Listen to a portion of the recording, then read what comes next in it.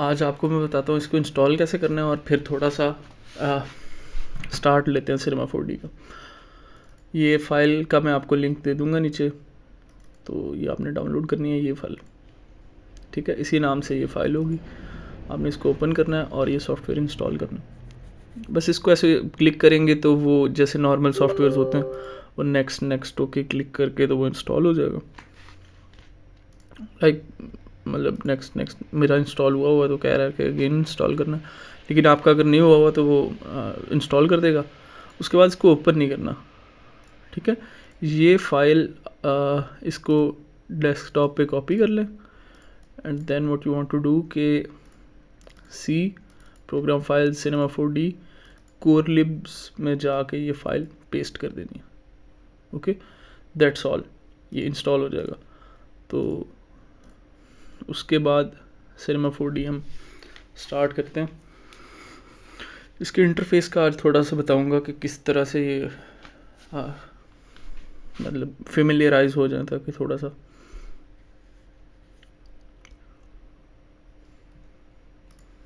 Okay. ये software है, तो ये होता है ऑब्जेक्ट मैनेजर। यहाँ पे आप जो कुछ भी क्रिएट करेंगे वो यहाँ पे दिखाई देगा, ठीक है। लाइक हमने अभी एक क्यूब क्रिएट किया, एक सिंपल क्यूब, तो वो यहाँ पे दिखाई देने लग गया। ओके, इस क्यूब के एट्रीब्यूट्स यानी कि इसकी प्रॉपर्टीज़ वो यहाँ पे दिखती हैं। जो भी ऑब्जेक्ट कुछ और बनाएंगे, फ़र्ज़ करने की बात है ये स्प्लाइन बना ली, इस पर क्लिक करेंगे तो इसके एट्रीब्यूट्स यहाँ पे दिखाई देंगे। क्यूब पे क्लिक करेंगे तो यहाँ पे दिखाई देंगे।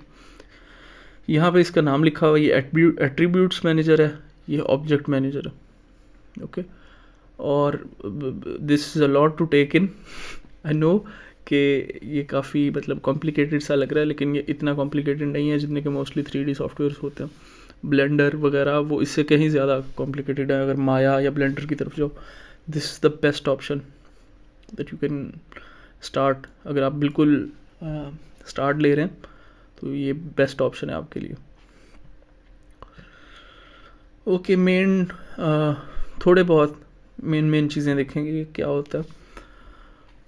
फर्स्ट थिंग्स फर्स्ट, ये है आपके प्रिमिटिव ऑब्जेक्ट्स, ठीक है।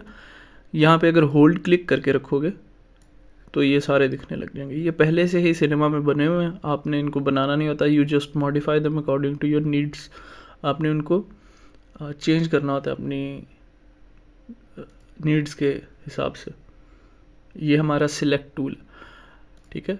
अगर मैंने ये सिलेंडर बनाया, यहाँ पे क्लिक करूँ, इसके एट्रीब्यूट्स यहाँ पे शो होंगे। इसकी लेंथ सी, इसका रेडियस, ये सारा कुछ यहाँ पे दिखाई देता। इसमें ये काफ़ी सारे प्रिमिटिव ऑब्जेक्ट्स पहले से ही बने होते हैं हमारी आसानी के लिए, ताकि हम इनको यूज़ कर सकें whenever we need them. These are the primitive objects. इनकी अलग अलग प्रॉपर्टीज़ होती हैं। हर किसी को ऑब्जेक्ट मैनेजर के अंदर क्लिक करेंगे तो एट्रीब्यूट्स के अंदर उसके प्रॉपर्टीज़ दिखने लग जाएंगी। इनको करते हैं डिलीट। ओके, नेक्स्ट जो सबसे इम्पॉर्टेंट बटन्स हैं वो मैं आपको बता देता हूँ। ये है सिलेक्ट। ओके, सिलेक्शन की ऑप्शंस होंगी इसके अंदर। जिस भी बटन के आगे ये छोटा सा ब्लैक एरो बना हुआ होगा तो उसका मतलब है उसके अंदर और भी ऑप्शन है। तो जैसे अब सिलेक्ट के ऊपर क्लिक करते हैं तो इसके अंदर सिलेक्शन की डिफरेंट ऑप्शन है। अगर मेरे पास 2 3 4 5 क्यूब है,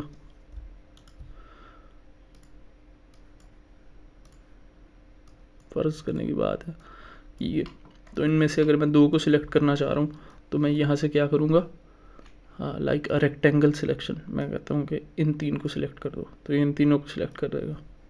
ओके, अगर मैं लाइव सिलेक्शन पे हूँ तो जिस पे क्लिक करूँगा उसको सिलेक्ट करेगा। तो आपका बेसिकली सिलेक्शन टूल ये मूव टूल है। ये जो इसके शो हो रहे हैं हैंडल एक्सिस, इनको हैंडल एक्सिस बोलते हैं। ये इसके साथ अलाइंड है, सी एक्स रेड लाइन है यहाँ पे और यहाँ पे एक्स है। अगर मैं इस क्यूब के एट्रीब्यूट्स में जाता हूँ और वहाँ पे मैं ये ऑब्जेक्ट की प्रॉपर्टीज़ हैं, ये कोऑर्डिनेट्स हैं कि 3D स्पेस में ये किस जगह पे लाई करता है ये क्यूब।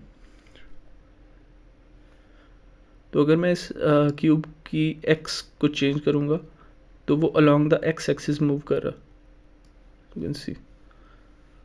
इसी तरह से आर रोटेशन है, अगर आर पे रोटेट करूँगा तो एक्स एक्सिस के अराउंड रिवॉल्व कर रहा है या रोटेट कर रहा है। नेक्स्ट टूल है हमारे पास स्केल। स्केल से ऑब्जेक्ट का स्केल चेंज कर, आप इसके स्केल जब चेंज करते हैं तो इसके साइज भी चेंज होते हैं, इसकी डायमेंशंस भी चेंज होती हैं उसी हिसाब से। इसके बाद है rotate tool.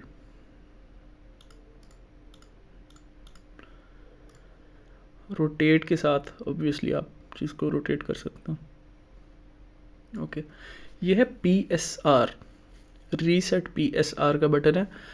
P for position, S for scale and R for rotation, यानी कि ये तीन जो यहाँ पे कोऑर्डिनेट्स में हर ऑब्जेक्ट के प्रॉपर्टीज़ हैं। P for position, S for scale and R for rotation.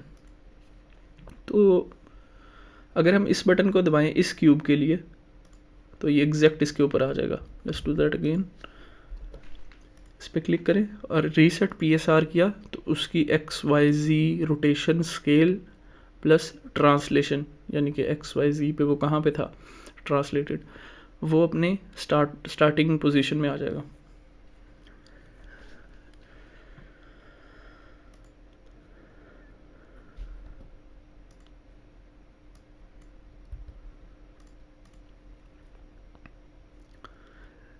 इसके बाद ये जो बटन है इससे वर्ल्ड या ऑब्जेक्ट कोऑर्डिनेट्स पे आप मूव करते हो। ये थोड़ा सा एडवांस टॉपिक है, इसको फिर भी हल्का सा मैं एक्सप्लेन कर देता हूँ। Just see if you rotate this like this. अब इस ऑब्जेक्ट के कोऑर्डिनेट्स ये हैं क्योंकि मैंने इसको रोटेट किया, ठीक है। लेकिन वर्ल्ड, ये वर्ल्ड है। अगर मैं इसके वर्ल्ड को अभी एक ऑब्जेक्ट कोऑर्डिनेट्स पे अगर यहाँ पे छोड़ें तो ये कोऑर्डिनेट सिस्टम पे कह रहा है और कह रहा है कि वर्ल्ड या ऑब्जेक्ट आपने किस कोऑर्डिनेट सिस्टम को यूज़ करना है। अभी हम हैं ऑब्जेक्ट पे क्योंकि ये ऑब्जेक्ट के नॉर्मल चल रही है ये इसकी स्ट्रीम एक्सिस की।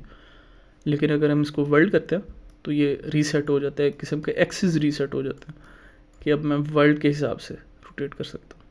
जो इसका है वही इसका है, वही इसका है। ओके, अगर मैं ऑब्जेक्ट पे जाता हूँ इसका और है, इसका भी वही है, इसका चेंज है।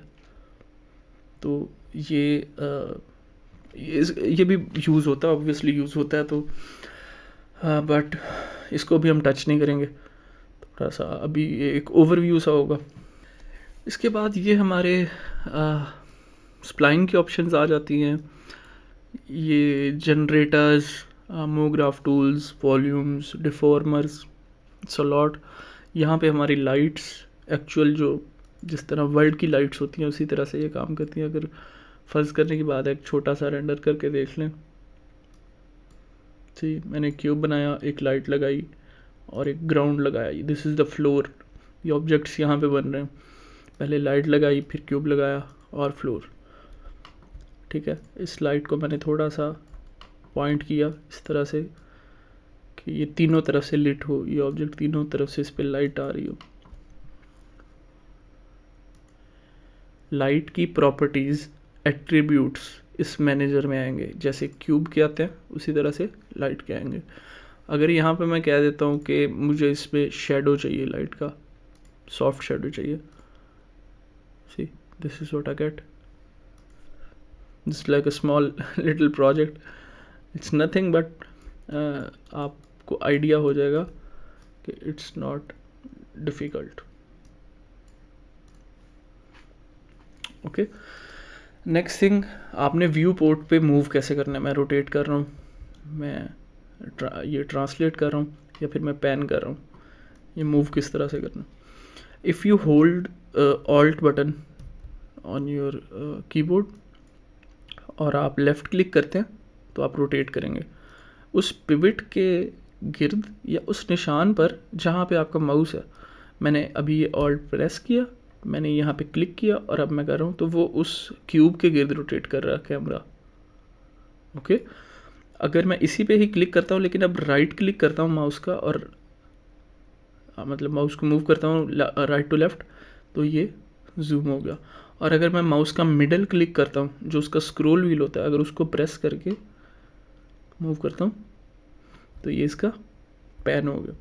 तो इस तरह से आप ऑब्जेक्ट के गिर्द मूव करते हैं। सी तो अगर कभी आपको लगे कुछ उल्टा पुल्टा हो गया, इस तरह कुछ हो गया कि मतलब अभी समझ नहीं आ रही कि वापस पहले वाले व्यू में कैसे जाना, तो यहाँ पे एक बटन है view, then you go to frame default. तो जहाँ से आपका कैमरा स्टार्ट हुआ था वहीं पे दोबारा चले जाएंगे। नेक्स्ट चीज़ इसमें आती है कि इसके व्यूज़, ये क्यूब बनाया है, ये इसका राइट व्यू है, ये फ्रंट व्यू है, ये टॉप व्यू है। यू कैन टॉप पे जाकर मैं इसको मूव कर सकता हूँ, तो ये अपने आप सिर्फ उसी एक्सिस पे मूव हो रहा है। मैं इसको फ्रंट पे जाके इस एक्सिस पे मूव कर सकता हूँ, तो वहाँ पे भी मूव हो रहा है। अब जिस एक्सिस जो एक्सिस हैंडल का कलर है वही वर्ल्ड कोऑर्डिनेट्स का कलर है और उसी पे ये मूव करेगा। लाइक अगर मैं ये ब्लू लाइन पे इसको मूव करूँ, I don't know if you can see it, this is the blue line. अगर मैं इस पर इसे मूव करता हूँ तो वो ब्लू लाइन पे मूव कर रहा है। ओके, आप ये वाला मेन्यू किस तरह से खोल सकते हैं? एक तो ये बटन है, ओके, या फिर मिडल माउस को क्लिक करना है, मिडल माउस को दबाना है तो ये व्यू आ जाएगा। और फिर अगर इनमें से किसी में जूम करना है तो उस व्यू पोर्ट पे जाके दोबारा से क्लिक कर देना। ठीक है, व्यू पोर्ट्स हैं ये हमारी, जहाँ पे हम काम कर रहे हैं, ये सारी व्यू पोर्ट है। ये ऑब्जेक्ट मैनेजर है, दोबारा से रिवाइज कर रहे हैं सारा कुछ। ये एट्रीब्यूट्स पैनल है, ये हमारे टूल्स हैं, ये भी टूल्स हैं, और यहाँ पे हमारे मटेरियल्स बनते हैं, और ये हमारी एनिमेशन की टाइमलाइन है। तो आज के लिए इतना काफ़ी है आई थिंक। नेक्स्ट टाइम मैं इंशाल्लाह कल अपलोड करूँगा वीडियो, और हम एक छोटा सा मतलब स्टार्ट के लिए एक छोटा सा प्रोजेक्ट बनाएंगे। Stay tuned for that.